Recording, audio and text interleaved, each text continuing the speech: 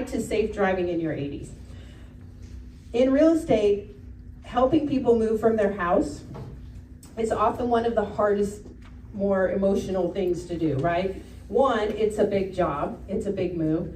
Secondly, there's a lot of emotions that are involved in it because, you have a lot of things. You've had 30, 40 Christmases there. You've had holiday parties, you've had birthday parties, all of these things. So there's a lot to that, and it can be a very difficult process.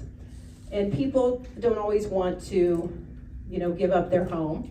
And it also sometimes happens, instead of kind of planning ahead, it happens by accident or some major event happens, and then people need to move out of their home.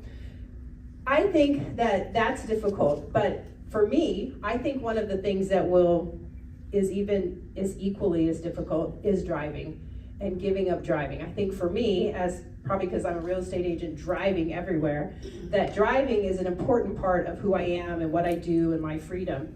And so I think that this can be just as difficult sometimes if you have to give up driving as some other things. So I'm excited to talk about this topic. I'm excited about our 4 panelists. We have a variety of things that we're going to talk about, and I'm going to let them introduce themselves and just kind of tell you a little bit about what they do and why they're here. And we're going to cover all aspects of driving, as well as what happens when maybe you can't drive or you know somebody that can't drive. So let's get started. Is anybody else hot, or is it just me? Talking about spam makes me, Okay, let's see if, Jay, do you mind asking Jenny if she can turn it down? Okay. Cool. Thank you. Hi everyone, my name is Kristen Leinhoff. I'm an occupational therapist. I've been one for 28 years, which is hard to believe, working in the Northland mostly, up in Clay County at Liberty Hospital and Excelsior Springs Hospital. 2.5 years ago, I started my own business to focus on risk prevention for older adults, to help them to successfully age in place as long as possible. And during that journey of starting my own business, I realized that a lot of people were unsure if they should continue driving, if they still had the skills that they needed. And there would be huge wait lists. There's only one other behind the wheel assessor in Kansas City, so I'm the second one. And so it's been a really exciting journey, literally, to help people learn about things they can do to prolong their safe driving, to assess all the skills and help sometimes people realize that they no longer have skills that are compatible with driving, and then to just kind of normalize the idea of driving retirement, because AAA says that the average person outlives their driving skills, their safe driving skills, 7 to 9 years. Think about that. So all of us may need to consider at some point that we will need to stop driving. Good morning. My name is Stephen Conley. I'm an insurance agency owner, Farmers Insurance. My office is located in Olathe. I've been an agent. I started my agency from scratch almost 15 years ago. I am, a little brag, I guess, #1 agent in the state of Kansas, number 56 in the company. And why I mention that is just I do things a little differently. Really what we focus on in my agency is education. So this is a perfect place for me because I want to help people be smarter about their insurance so that you can make the best decisions for you, your family. So I'm absolutely happy to be here, and I'm here as a resource, so please don't hesitate if there's any questions or anything that I can help you with. Hello, I'm Laura Winters. I am with Rest and Revival Companion and Transportation Services. I am just launching this business. I have been in the senior living industry for about 20 years. Started out as a CNA a long time ago, worked my way up into an executive director and administrator to a regional director, and recently decided I wanted to give back by offering these services. So it's everything from going with you to a doctor's appointment. Just a quick example, someone had a colonoscopy, had no one to take them, so I went with them. sat with them through the whole appointment, and then brought them back home. So just an example of the services. She could drive, she could still do everything, but just as an option if you don't have anyone to help you. Hello, my name is Pat Buffin, and I'm a former elementary school principal. I'm here because I'm old. I'm 88 years old. I'm on my next birthday, which is in October. And I'm still driving, and I still think I'm a very good driver. I just took my driving test, about a week ago with Kristen, and we had the nicest time. We enjoyed ourselves so much and had a great experience. I recommend it for anyone. As far as my reasoning for being here, I think it's to give you hope that no matter what your age is, it isn't your age that counts. It is how you feel internally and what your skills are. And there's so many things that go into that. I love driving. And yes, I would feel terrible if somebody took my car away from me. I'd probably be kicking and screaming the whole time. I did have to move out of my house. Didn't want to move out. And I wasn't kicking and screaming, but I felt like it. And I moved into a senior living facility. I like it there. Everyone's older than I am. And my best friend there is 100 years old. And she and I have just gotten along so well. It's just a pleasure for me to have gotten there and to have found a purpose in my life and still be able to drive so that I can get out and go where I want to go when I want to go. That's great. That's it. I appreciate you being here. So part of it is we're here to learn about some safe driving tips and how to stay independent more longer, right? That's the goal. And although I sell real estate, and our team, we're always helping to move, but we know that most people want to stay put, right? Where they're at and live there safely as long as possible, and that's kind of our goal, I think, for driving as well. So do you want to start us off, Kristen? Just kind of tell us some of the things to help people stay independent longer with their driving. You may have to give me the signal to stop talking. I have a lot of words. Stephen will be like, no, Jesus. And I'm gonna stand because I just ran out to the car. When you were showing some gizmos, I'm like, oh, I have great things to show people, so I'll show you that as well. I have a pamphlet, it's out on the table out there, and it talks about some of the things to consider, to look at, questions to ask that might give you some idea about your driving skills. Things like, do you already avoid driving at night or in bad weather or in heavy traffic? Do you feel overwhelmed or less confident than you used to driving? Have you gotten lost on familiar routes? Have any family, friends, or doctors raised concern about your driving? So those are some indications that you might need an assessment. All of us have things that change as we age. Strength, unfortunately, starts to decline at age 30. Isn't that depressing? So we have to do resistance training. If we don't keep up with our strength, it often affects our balance and our coordination, walking speed. All of those things can be affected, and all of those go into driving because you're needing this right leg to respond as you want it to. So exercise and activity, even if it's just walking, is the number one thing you can be doing for yourself to keep active and healthy in all areas of your life. So there's a few other things in this middle panel that we'll talk about that change for everybody with aging. The number one skill that you need to drive is, anyone think of it? Vision, yes. That's why you can't renew your driver's license online. They want to screen your vision every time you renew. And if you're 70 or older in the state of Kansas, that's every 3 years. They're looking at your acuity. It can be corrected with glasses or contacts.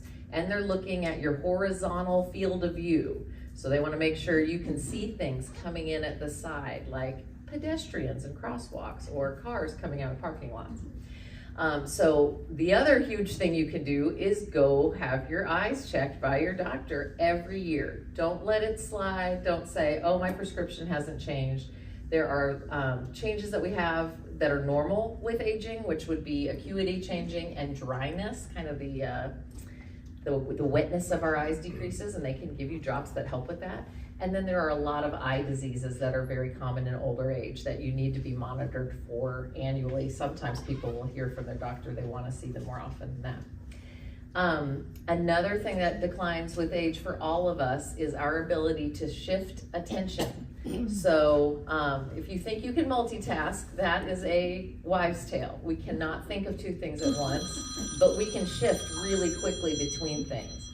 As we age, that speed decreases. So one thing I look at is reaction time, but you could be doing games, puzzles, those kind of things. If you Google, there are all kinds of things that are meant to help our attention span, our cognition, our memory. Any of those types of enrichment activities would be helpful for increasing your reaction time. And again, just getting up and moving is really, really helpful. Do you want me to talk about gizmos later? Is that a good little? Yeah, let's maybe talk about that Okay. in a bit. Yeah. We could just kind of, Yeah. we will circle back. Yeah. I promise. Okay. Okay. I have So- so much. So much, I know. So much. This is what happens a lot of times, right? We kind of get this, there's just always so much information that we could share. You could probably talk the whole hour for sure. So tell us a little bit about some of the changes or things that you see for the insurance side of things. Well, the first thing, just in general, I will just make a recommendation to make sure that you have just reviewed your insurance policy. Recently, that's actually how I met Julie, I was brought in kind of as a panelist like this to discuss roof coverages, right? So roof coverages, wind hail deductibles have changed. So I won't get into that today, but what I would just say generally is just review your insurance policy and make sure that those changes that you're okay with, because there has been a lot of changes and they don't really always just put it out in the front. It might be on page 10 of a policy renewal. So just review overall your coverages. So I know for houses that the policies can change and you don't really know it, or they kind of send you a little message. So, Yeah. I mean, there are changes that happen. You don't just always, you want to review it, I think, to see if you still want what you have, but also to see what's possibly changed, right? Yeah, So- I mean, that's really, I'll just keep it that way. It's just Yeah. in general, just review it. I mean, premiums have gone up, deductibles have gone up, some coverages have been removed, things like that. So I'll just say that generally speaking, as home, auto insurance, just to review. More of the changes have been on the home side. So I just wanted to generally just say that. No, I think that's. And I can do a free insurance review at any time. Regarding to auto insurance though, a lot of things, what you might think, rates are going up, and rates have gone up, but just as the same as younger drivers do have higher or more, costly insurance premiums, it also happens as you age. So that's one of the causes why your insurance rates could be going up, is because as you get older, you're a little more likely to possibly get into an accident based off of some of the things that she discussed. So that's one cause. You can also check with your carrier. At Farmers, we do have an online safe driving course, and it's a senior driver safety course that you can get, and get you a discount. So you can check with your insurance agent or your carrier and see if that's offered to you as well. Is that an online class or is Yeah. that an in-person? Online, Okay. yeah, so it's super simple. It takes really no time, and it saves you a little bit. So that's one little way just to keep your costs down. When you look at insurance, auto insurance, do make sure that your liability limits, that's what's protecting your assets. If you do get in a car accident and there is an injury, make sure your liability limits will protect you. Especially for a lot of people, they've been with the same insurance carrier for 10, 20, 30, 40, 50 years, and maybe that agent hasn't upped, you know, the liability limits. And because, you know, years ago, you know, $50,000, $100,000 would have gone a lot further than they do today. So I do recommend making sure that your liability limits are adequate to protect your liability and your assets, right? Because that would be detrimental if you got into a car accident, somebody was hurt, and then, you know, it eats into your savings, right? And so liability is when somebody gets hurt, like in your, if you hit another car. Correct. And somebody gets hurt, Yep. that's what liability is. So liability is injury. It's not injury, in this instance, not injury to yourself. Your policy will cover for some of that, but it's to others, right? So, you know, some of the terms you might see are, you know, state minimum coverage in Kansas is $25,000, that's per person, $50,000, that's combined per accident. That's not adequate for most people. I recommend, I mean, for almost anybody, I do recommend an umbrella policy, right? And that's a extended liability that protects your assets, right? In this society that we live in today, it is so litigious, right? Meaning that everybody is so sue happy, and they want to go after you for what you earned and what you saved for, rather than what they have done. And it's sad and it's disappointing, but that's one of the areas where you want to make sure that your liability limits, your protection is adequate to protect your assets. Okay. I guess that's really, Okay. for the That's a most good part, start. what, Yeah. yeah, We'll probably think of something else what as I've we got go to along, start. so- Yeah, and think of questions, because I'll be able to answer all your Write questions. down your questions. And we will have time at the end for questions and things too. If you actually have a burning question you can't hold on to, I will take that too, so. Laura, I know that Laura and I have been friends for many years. Our children went to elementary school and now they're out of college and moved on, so, and I know you've been working in the senior industry for a long time. What are some things that you see with driving? And then maybe do you see people that use services, transportation service, even though they can drive sometimes, like both, or what are just kind of what your experience is about regarding driving? Yes, so being in the industry, it's also a lot of information to share. Yeah. So as I had shared earlier, I took a client to a doctor's appointment earlier this week. She can drive, she still teaches over at JUCO. She just needed some help that day because she was being put under anesthesia. I would say that when it comes to driving and some of the things to help you stay independent longer, Kristen already mentioned them, like exercise. I think that's number one. Exercise, staying active, and also it's okay to ask for help. So you don't always have to do everything yourself. So if you need help getting groceries or you need help, I can't even think of some of examples, but it's okay to utilize them for you. Yeah, oh, that's great. Taking the dog to the groomer, that is great. There's all kinds of services that are out there, but anything you can do to take some of the burden off of yourself so that you can stay independent longer will be really helpful. Did that answer your question? I think that's great.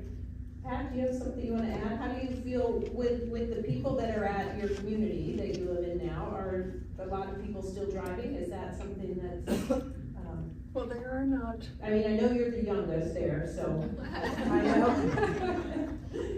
You just have to keep it really close, almost like Okay. rested on your chin, almost, I know. At my community, there are only, I think, 3 or 4 of us who are still driving.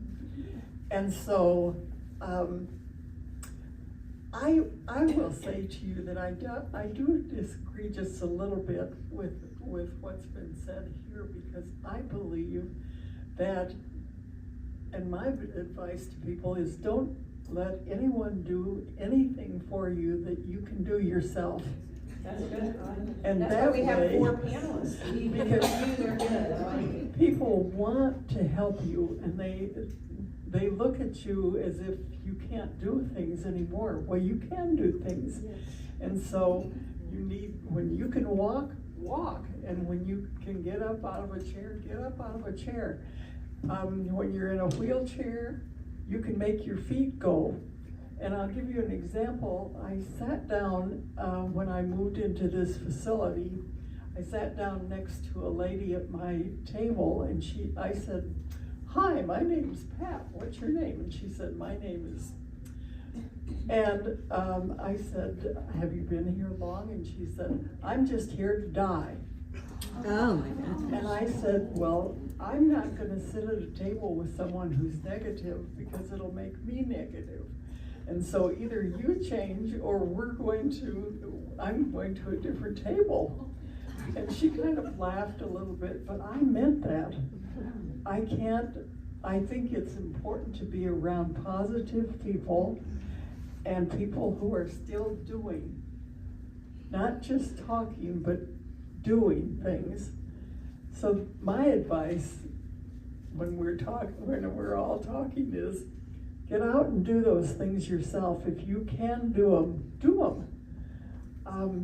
My little 100-year-old friend that I have at my facility, they built a brewery next to us, and she can't wait to go. And so we're going to take our walkers over there, and we're going to go to the brewery because she wants to have a beer. So, and I think if you're 100 years old and you want a beer, you get a beer. So that's my advice. That's good advice. Would you agree? Well, thank you for that. I think that's fabulous. So we're gonna keep that in mind. And what's kind of nice here is sometimes I say this to everyone. I'm preaching to the choir sometimes because they are here. They're learning. Everybody that's here is learning, and trying to be proactive and all of that. So you guys are here, and you probably know somebody that you wish could have come today that didn't come. So I think that's great. Let's talk a little bit more about some safety things, and maybe if you want to use some of your gadgets or things that can make it, safer, or to keep people. The goal, like you said, is to be independent longer. So, Yes. do you want me to move? No, I'm just gonna set Okay. this right here so I can get things out of it. Okay, so talking about vision. Vision is the number one. Your eye doctor is the number one person to help you with that, because there are different types of lenses, different tints of lenses that can help with different lighting, or if you have sensitivity to glare. A lot of people, that's the reason they don't drive at night. So talk with them about it. If you're having eye fatigue, if you do use a computer during the day, that can affect your driving later because it can be very straining. So those blue blocker lenses are really nice.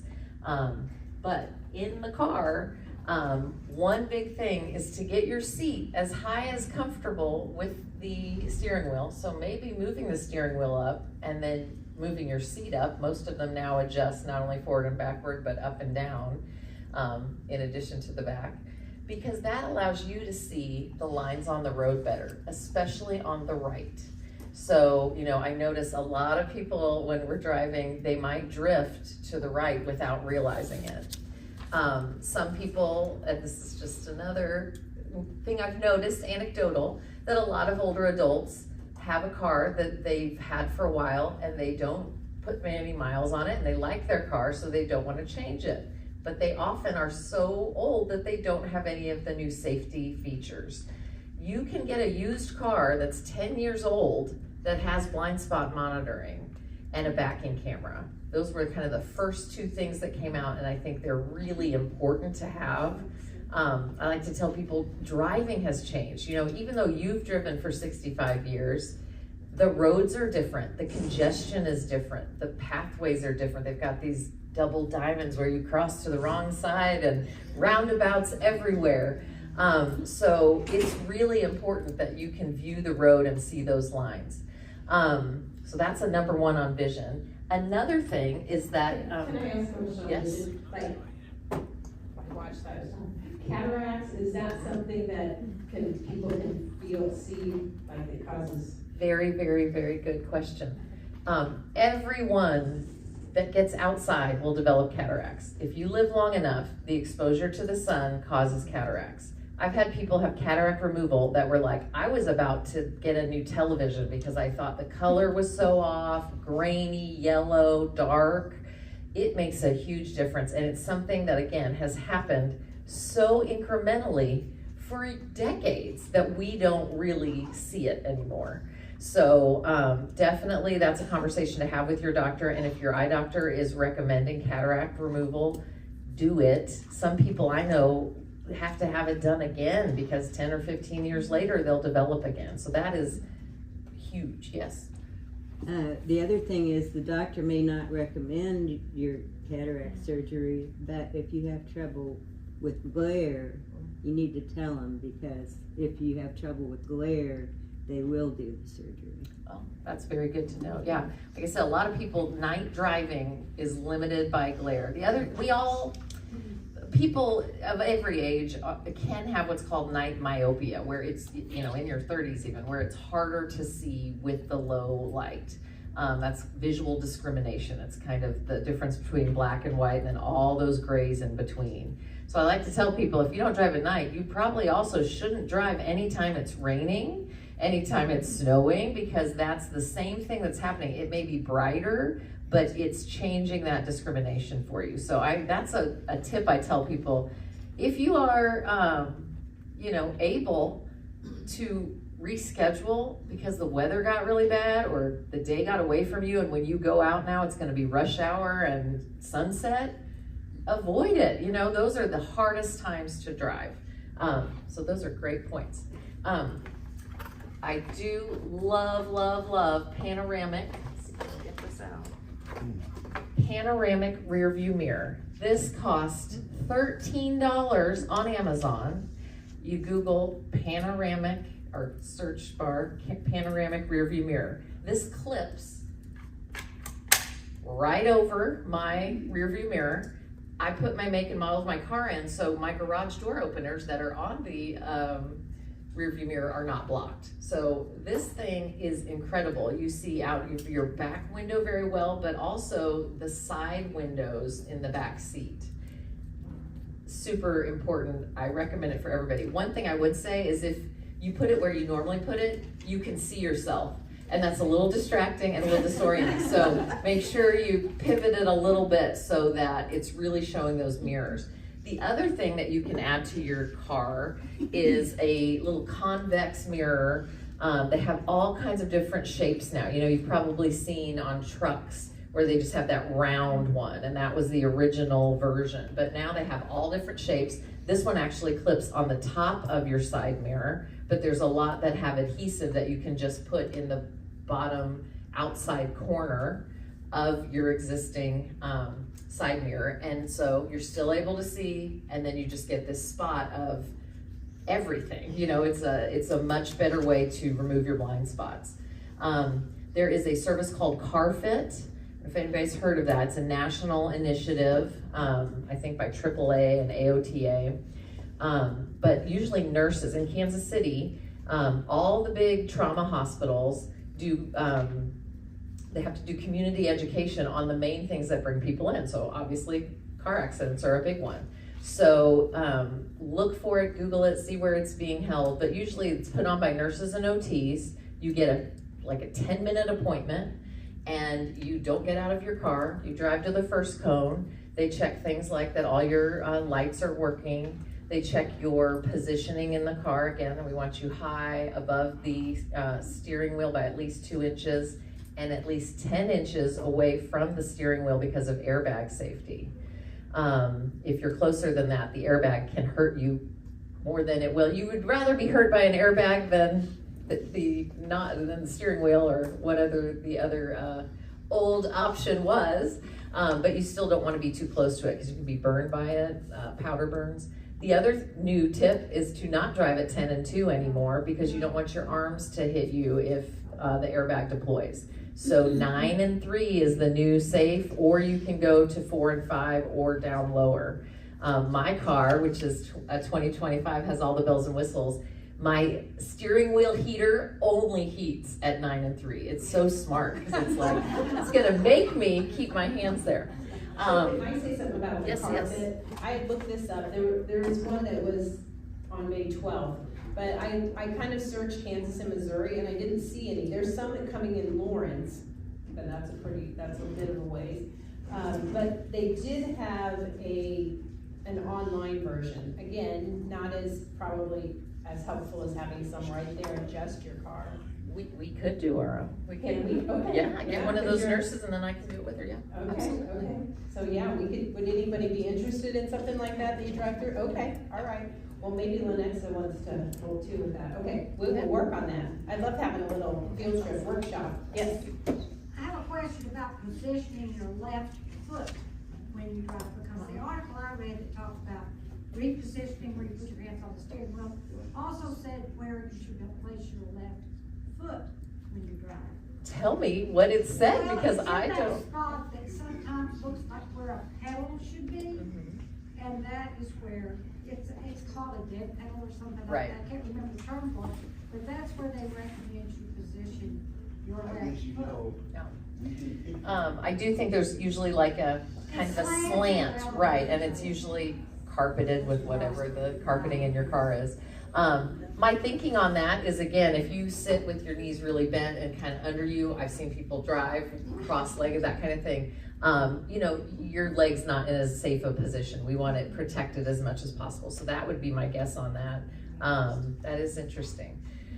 On seating, I also really like, this was $20 on Amazon. This is a cushion, so some of us are vertically challenged. And even the seat height will not help the adjuster, or you have a car that doesn't have one. What I like about this, can you see the wedge? It gets narrow toward the front, and it actually stops like an inch or two before the front of the seat.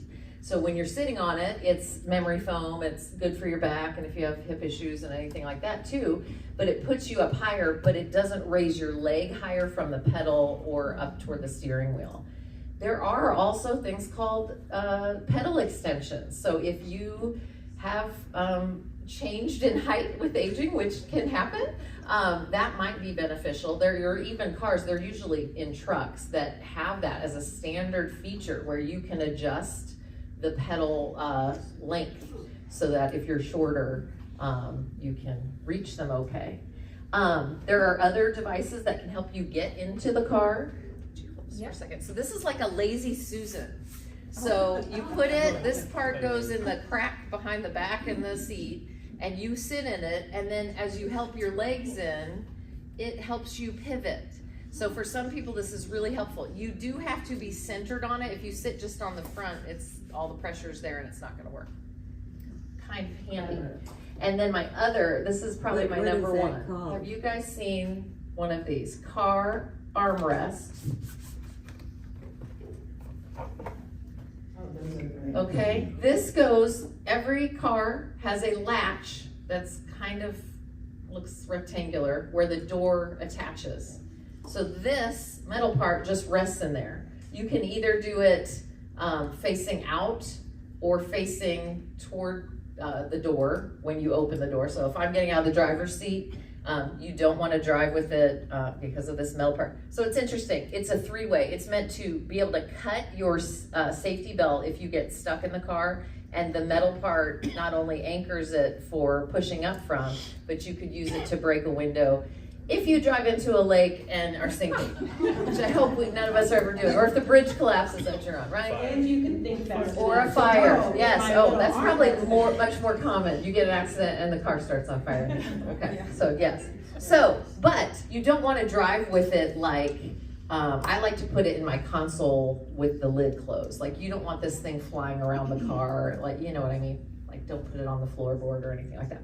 But anyway, so when you are getting out of the car, you put it in the door handle, you turn out, and then it is literally takes all your pressure. If you need a grab bar, if you need some support, because most people are, if they're needing that support, they're trying on the door, which is moving and a bad height. The back of the seat and the headrests are at a horrible angle. So this thing, again, it's like $10. So handy. I get it out all the time for my clients who are just you know. Is that on Amazon too? That's on Amazon too. Car armrest is this one. Portable handle. There's probably several different varieties. And different colors. And I would just say, I like Amazon and Walmart.com have way more than is in Walmart. You know, like if you get online, they'll have everything. Okay, I think those are my main gizmos. Yeah. Yes. I took well, never mind about that, but anyways, the panoramic rear view mirror, that's what you call that, right? Yes, and I didn't know, get a glass one, because some of them are made of plastic, and you know, sometimes plastic reflection is not very good. This one again was $13 and it's glass. It will break if you drop it on the ground. So maybe with my new email system, I could send you out a little link to all of these. How would that be helpful? Then you really won't go look at your spam, won't you? See if you can find it there. What's the name of the cushion that raises you? That top I'll send her a link to it because again, I just Googled seat cushions and I was looking for one that had a wedge because I knew to look for that, but you will get every option out there. Okay. They also have a lot of nice lumbar support pillows that you can add if you have any arthritis and chronic back pain. Did you have a You question? could try sitting on it and see what you think. Yeah, If you like that one. So, And you can also search for wheelchair cushions. Yes. Yes, the only thing, again, I don't want the cushion to come out all the way to the end of the seat because then it kind of has your knees up high. And some of them have a little, I have one on my office chair, it has a little lip on it. I don't think you would want that. Like mine kind of comes up on the side. Oh. But that seems like you would maybe want that in the car. Yeah. Because it kind of. Yeah, it would change your mobility. Yeah, sorry, yes. What about the driver's seatbelt that comes over? Mine is always like. Yes, I'll send a link to that. I don't have one of those right now, but they make a little plastic piece. It costs like $1, but you can, fasten your seatbelt and then you attach that to kind of combine where the lap belt and the other one are. So it brings the shoulder to the side more. Or if you're well endowed, it can bring it under or over the top of the girls. The other thing I really like that's like $1 is they make a little plastic seat belt holder. I'll give a link to that. But you know how the seat belt, where you're connected, kind of moves and you're feeling for it? It just makes it stay stationary while you're clipping, unclipping, looking for it with your hand. It's a really nice. And then there's a hook. If you have trouble with your shoulder and reaching over to get your seat belt, they make a little hook that you can just grab the seat belt and then bring it to the front when you can get it with both You hands. just need a bag like this to take it to your car. So many things. Yes, okay. That was called a swivel seat cushion, I looked it up. Swivel seat cushion for the little. Yeah. that's Did you have another question real quick? Oh, yes. Sorry. Okay, so those is that amazing tips? I love it. Stephen, you want to add, is there anything that helps insurance? You said there's the test kind of they can take online. There's an online test. Yeah. There is also like phone apps now. So what these insurance companies are doing, and I'll speak specifically about farmers insurance just because every other company does it a little bit differently.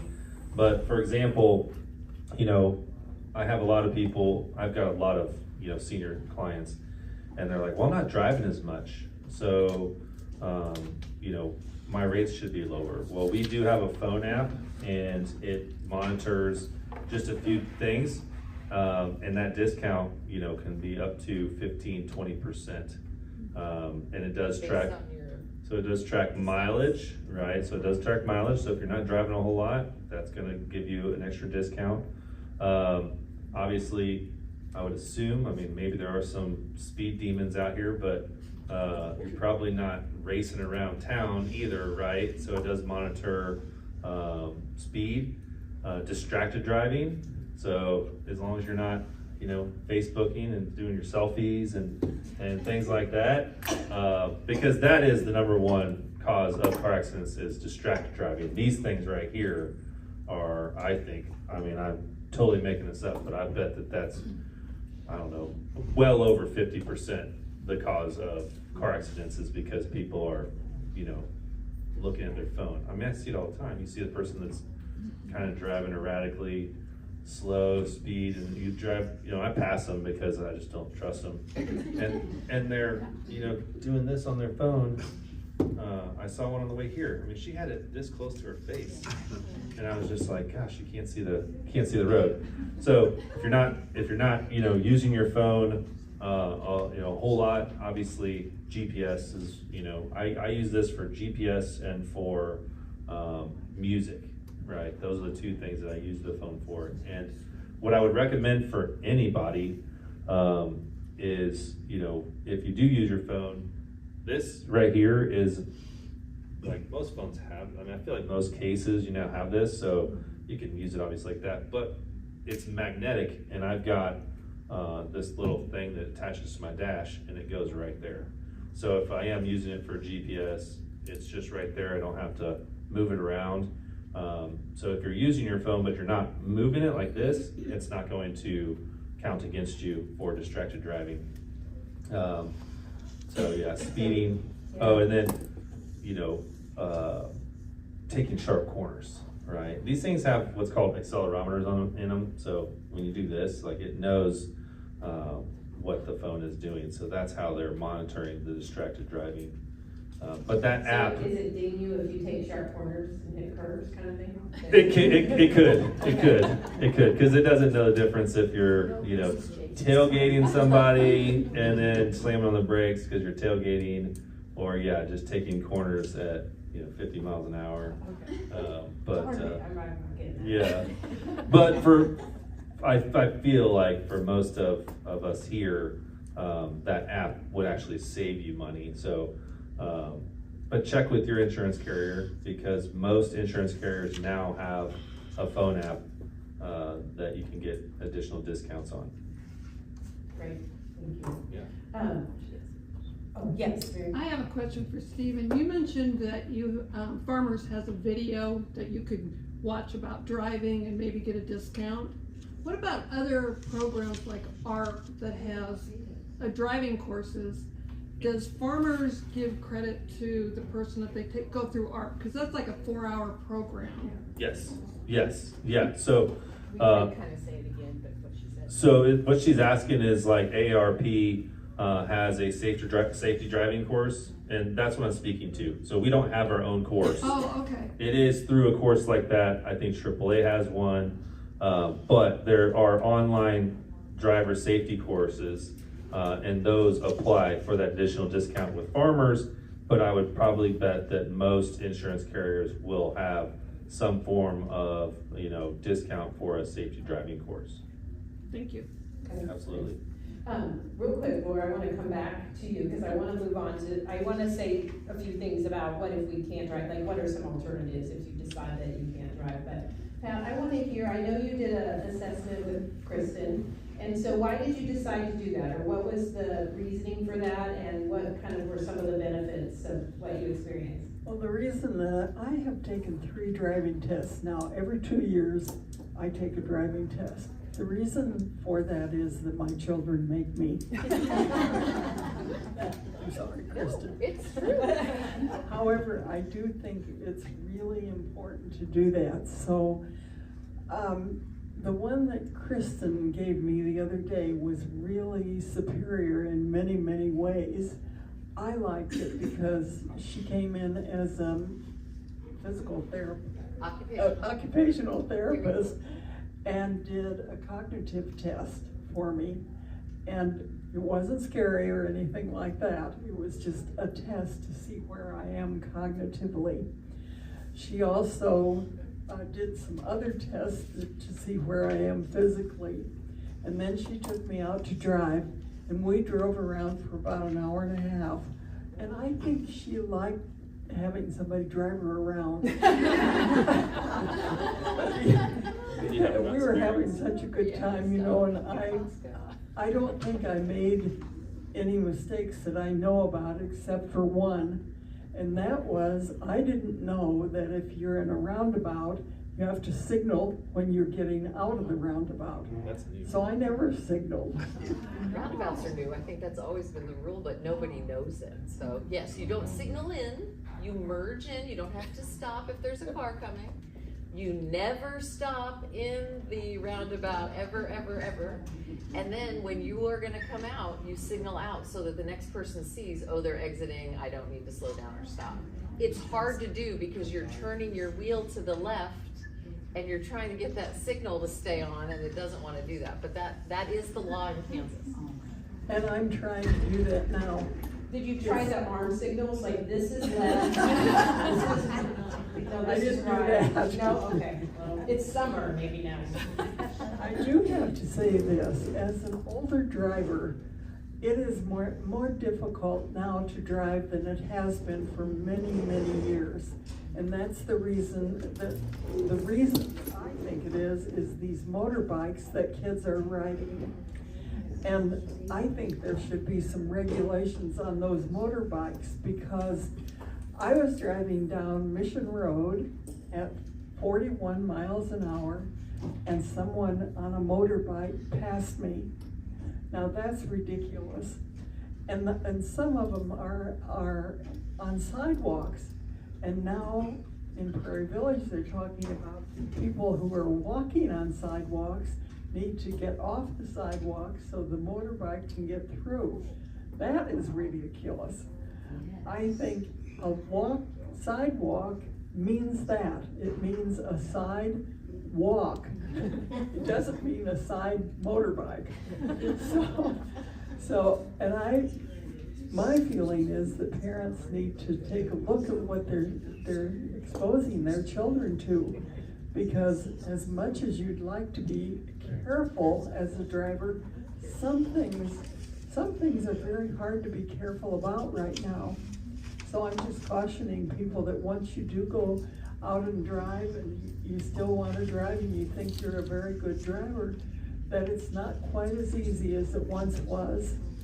So I think they're adding bicycle lanes too. Have you noticed some of that? I think there's quite a few only done. That I'm trying to navigate those, figure out those. Melinda? Overland Park just passed a law to not allow, I think kids under 16 are not allowed to be on a motorbike.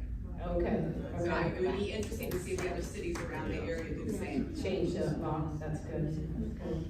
So, as much as we want to stay independent, or we have times when we're independent and times where we can't be, then there are services. I know that Laura started, or just from us talking a little bit, started her company because there are so few services out there that really offer what she has as far as options. Just give us an idea of some of those other options, like alternatives. And the county has stuff too. I mean, there's different ones, but just kind of talk about that a little bit. Okay, And so. it can be short term, it doesn't have to be forever. Right, exactly. So there is a handout that you received. It says transportation options for seniors, because sometimes you just can't do it on your own, you're not feeling well, you just are not able to. So some of the options, obviously reach out to your family and friends and see if they're able to help. Loved ones, children, neighbors generally like to help with appointments and errands. There's community transportation services, senior services. Senior centers will sometimes offer them. I'm not sure if they offer that here, but I know that there are some communities that do. Church volunteer ride programs, local nonprofit transportation assistance, the county aging services, as Julie mentioned. If you're okay with strangers, you can do Uber, Lyft. There are medical transportation companies out there. If you can't get out to the grocery store, you utilize those grocery delivery services. I have no reason I can't go to the grocery store, but does it not work? Oh, sorry. But I don't like going to the grocery store at all. So by using that service doesn't mean I'm not able to, I just don't want to. Also, sometimes with those rideshare options, if you do go that route, the one thing I have noticed with medical transport companies that you hire, and some examples of those are Express Medical Transport, there's a Fireman Transport, KC Area Transportation, Ride KC, Freedom on Demand, they're all great companies. Most of the time they're very not personal.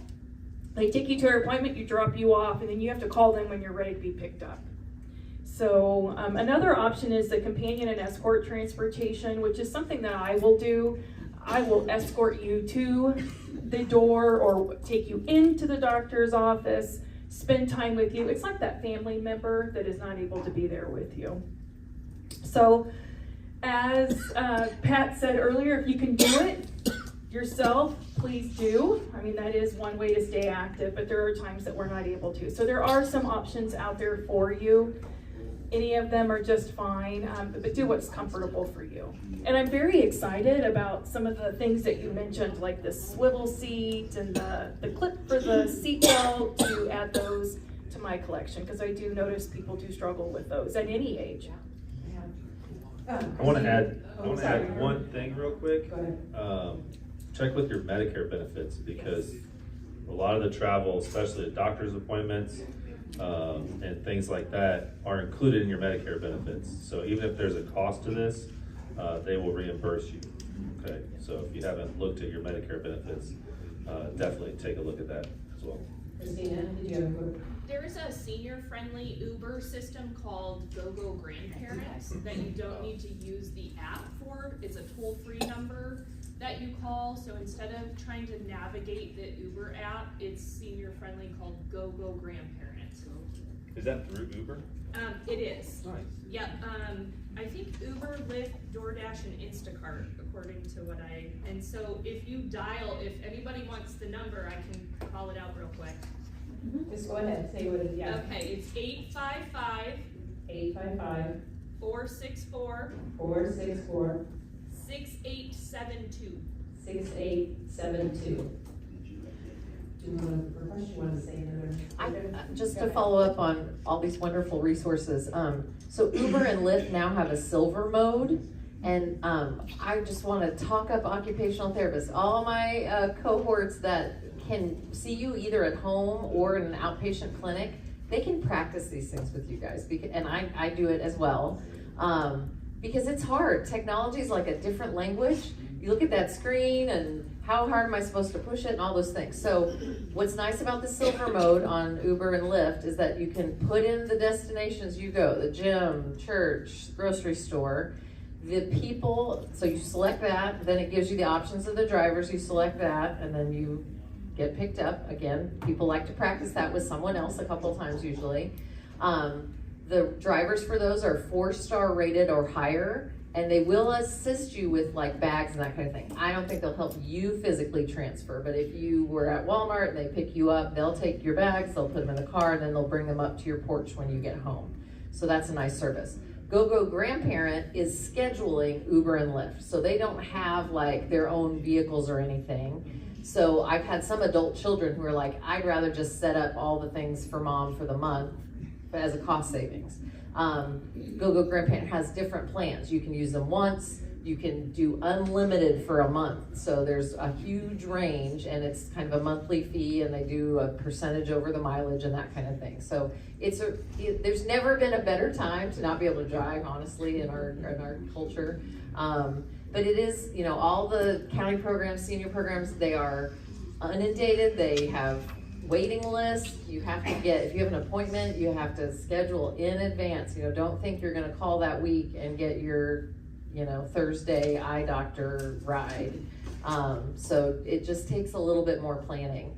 And that's why I like to tell people, like, thinking about what are some other things I could do and practicing them before you can't drive or are unable to drive for a few weeks. We're not even saying it's permanent. I broke my left ankle last year, and I was so thankful it wasn't my right ankle, because I wouldn't have been able to drive for 6 weeks. And that was from a fall downstairs, which we can all do. So, practicing and getting familiar and comfortable with some of these different options before there's a crisis where it's a have to. It's really important. That being proactive.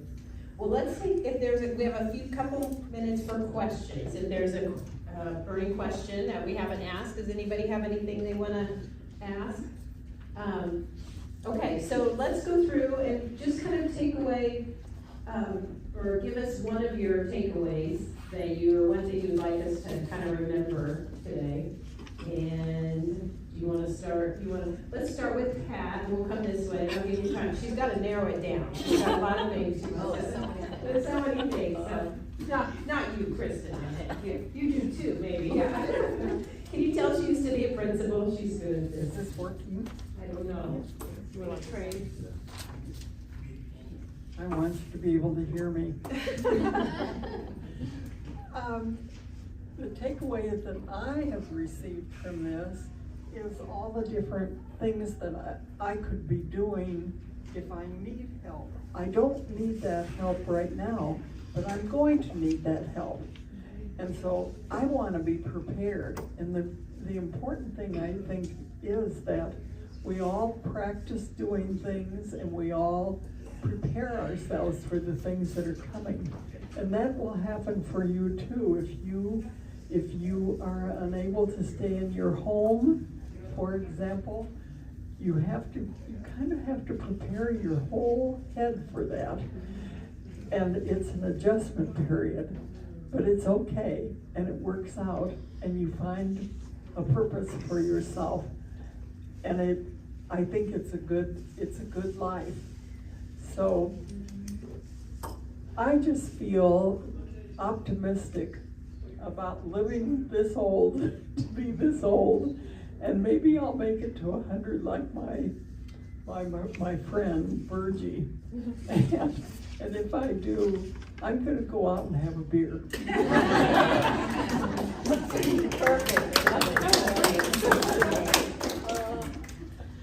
So I have a lot of things running through my noggin right now, and I'm trying to narrow it down. The biggest takeaway I have, or that I have to share, would be it's okay to utilize the services that are provided for you. So I love the driving assessment, the different insurance plans. So it's okay. It's okay. I know from my experience with working in senior living, a lot of seniors always say that they feel like their children have become the parents. And I know that's very disheartening. Yes, very true. But there are some good things that are there. You know, there's some good things that are coming out of it. I don't ever want my children to become my parent, ever. But I know that they have my best interest at heart. And I know that our families do when it comes to making decisions such as these. I mean, thanks to Julie, this is great. She's an awesome resource. So if you guys have questions, don't ever hesitate to reach out to Julie. She's connected with all the people. If there's anything I can help you with, there's some flyers that I put together out there. It just has some kind of things to think about when it comes to your insurance. And if any of you all have questions, even if you don't want to get an insurance review, which are free and they don't take that long, but if you just need resources or have questions, don't hesitate. I put a card at each of your spots there. You guys can shoot me an email or give my office a call. All my staff is very helpful, and we're really here to serve. So but thank you. Thanks everybody. This is so much good information. I just want to say Farmers has the best commercials. That's right. Should we sing the jingle? Yeah. Harrison was singing, Tracy's son was singing the jingle earlier. We are farmers.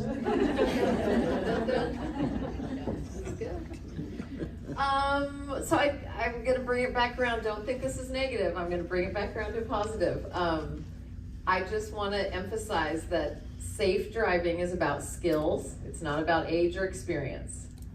Older adults are some of the most safe drivers on the road because they aren't distracted by devices. But if you are in an accident as a senior, you are more likely to be injured and to have catastrophic injuries because we just don't have the margins. We don't have the muscle mass, the brain volume, the kidney and liver function, all of that. We think driving is no big deal because it's so overlearned. We can get from one place to the next without ever concentrating on it until things start to change, and maybe it is harder. It's really hard to have that perspective on your own. So my big mantra is safe driving isn't assumed, it's assessed. The only way to know if your vision, reaction time, sensation, coordination, and then actual driving, is to get an assessment.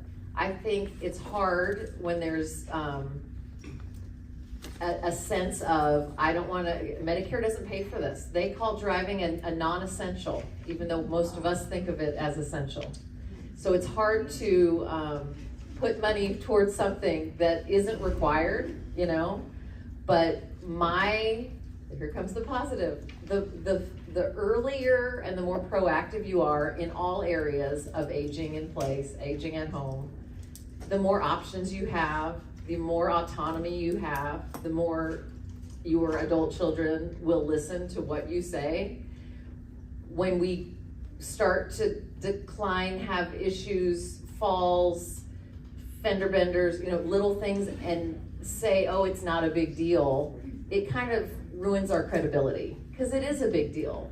The bottom line is we don't want to lose autonomy and independence, but being forthright and proactive is the way to keep it, saying, I'm on top of this. And it's, you know, I want all of my clients to be the deciders, to be the decision makers. And it's hard because driving is our identity, it's our spontaneity, it's our freedom. But it often is the first of the things that might not be compatible with safety anymore. And it's public facing. And it's liability facing. So there's so many, you know, benefits to just knowing, to just getting assessed. I think every 2 years, in Pat's position, is really about her kids' anxiety. I wouldn't say every 2 years is needed, but if you've never had one and you're 80, I think it's good. If you have any kind of progressive disorder, mild cognitive impairment, dementia, Parkinson's, MS, if you have diabetes to where you can't feel your foot, you should be getting assessed for your driving, because all of those things, any other type of neuropathy too, affect driving safety. And we want to all be safe on the road, keep our loved ones safe, keep ourselves safe, and you know, there again, it is the best time. It will be bad when I have to retire from driving. I love driving, but there's so many options. You know, I love Pat's. You know, there's hope. It's something you have to get your mind wrapped around, but it'll be okay, you know? And let's keep prioritizing passion and purpose and life, even if it looks different. What do you think about the option of the self-driving cars? Yeah. I think it'll be amazing. I rode one in San Francisco just to experiment with it, and it was safe, and it was surprising. It was more expensive than an Uber. It took longer, but it wasn't like, I don't know how to describe it. It wasn't slower. It responded very well to people pulling out and all those kind of things. I felt very safe in it. So maybe one day in 10 or 15 years, Kansas City will have that. Oh, I think it'll be soon. Yes. Two things, maybe people regarding the eyes. Your doctor's office will be happy to fill out the form, because quite often the little person that sits behind the machine at the DMV is not as skilled, particularly if you have an eye issue that allows you to drive, but is still could be walking. And the other, just a hack for grabbing the seatbelt. I had a broken hand and a coat hanger. Okay. Coat hanger will grab it. Yeah. Okay. If you don't go to Amazon. Yeah. Well, you've got a whole delivery here. Yeah, just the old-fashioned. Yeah. You can bend it. We can also do a little card on Amazon. Have you done that before? Oh, yeah. Yeah. That's a great idea. Yeah. Like a little package. My driver's ed teacher said years ago, eons ago, 3 right turns equal a left turn. 3 right turns equal a left turn. Okay. So it's okay to go around the block? Yes. Instead of, highway driving, choosing intersections where there's a light, and all of these things, you know, can contribute to a safer driving. Right. Yeah, I agree. It's really good. There are lots of little tips like that, for sure. Thanks so much for being here. I love seeing your faces, and I'll see you next month.